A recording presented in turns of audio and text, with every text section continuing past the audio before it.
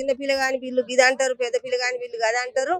ఇక గుడ్ల బిల్లు గిది అంటారు. ఏ బిల్లు కాడికి అయిన వాళ్ళే 2 నెలలకోసారి, 4 నెలలకోసారి, 6 నెలలకోసారి కూడా బిల్లు ఇస్తారు. మరి ముఖ్యమంత్రి మీ సమస్యలు ఏమైనా ఉంటే చెప్పండి, తీరుస్తా అంటుండే వాళ్ళే.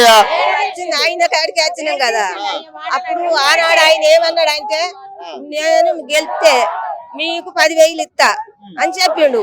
అన్ని మాకు గవర్నమెంట్ ఎట్లు ఇస్తాందో, వాళ్ళకు అంగన్వాడీ వాళ్ళకు గుడ్లు ఎట్లు ఇస్తాందో అట్లా గుడ్లు కావాలి మనం. అప్పుడు మేము ధర్నా చేసినాం, అయ్యా కలెక్టర్ ఆఫీస్ కాడ 20 రోజులు ధర్నా చేసినాం. చేస్తే కానీ గవర్నమెంట్ ఏ నమోని ఇస్తుందో ఆ నమోని ఇస్తాం. గ్యాసులు లేవు మాకు, కట్టెల పోగా 22 ఏండ్లా. ఇక గాసు లేక పొయ్యి ఉంటే కడుపులో మోసొస్తుంది. ఇంత కట్టాలు పడుకుంటే మాకు ఇంత. నేను మాట్లాడతా, అయ్యా బ్రేక్ఫాస్ట్ చెయ్యండి అన్నారు. బ్రేక్ఫాస్ట్ కూడా చేసినాం. ఆ బిల్లు కూడా ఈ వారం. అరే సీతక్క, మరి మీ మంత్రి మరి మాట్లాడట్లే మరి దీని మీద? మాకు సీతక్క కాదు, సత్యాన్న అయ్యా. ఆయన ఏమంటాడు, ఆయన అత్తయ్య మా అత్తయ్య అంటాడు. అంతే. చెప్పండి, మీరు చెప్పండి. ఏం మధ్యాహ్నం భోజనం వంట చేస్తున్నాం మేమేం దొంగతనం చేస్తలేము.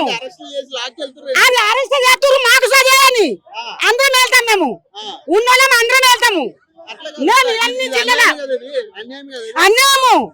అన్యాయం సార్.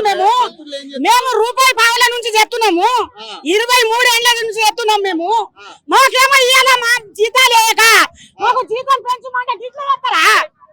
ఇట్లా ఈడ్చుకెళ్ళాడు కరెక్ట్ కాదు కదా సార్. మరి మా మంత్రి ఎడిపోయింది, సీతక్క ఎడిపోయింది. ఓటేసి గెలిపించినాము. మాకు ఎందుకు మాకు అరెస్ట్ చేస్తే గెలిపించినా? మేము ఎందుకు గెలిపించినాం చెప్పుండ్రి. మాకు అందరికి జైలు వేయండి, మీరు మాకు అందరికి వేయండి. మా పిల్లలకు, మా కోడళ్ళకు, కొడుకులకు అందరికి వేయండి జైల్లో. మీరు అందరికి వేయండి. మేము 1000 రూపాయల కింద మేము చేస్తున్నాము. ఈ సార్లు ఏమో లక్షలకు ఈ సార్లు చేస్తున్నారు. మేము ధర్నా మాట్లాడతలేరు సార్. వాళ్ళకి ఏడ్చారు కదా, వాళ్ళు మాట్లాడలేకపోతే సార్ మాకు ఎవరి దాకా తీసుకోపోతారో ఆడ దాకా పోతాం. మేము పోతాము, కూర్చుంటాం చేద్దాం, మేము చేద్దాం.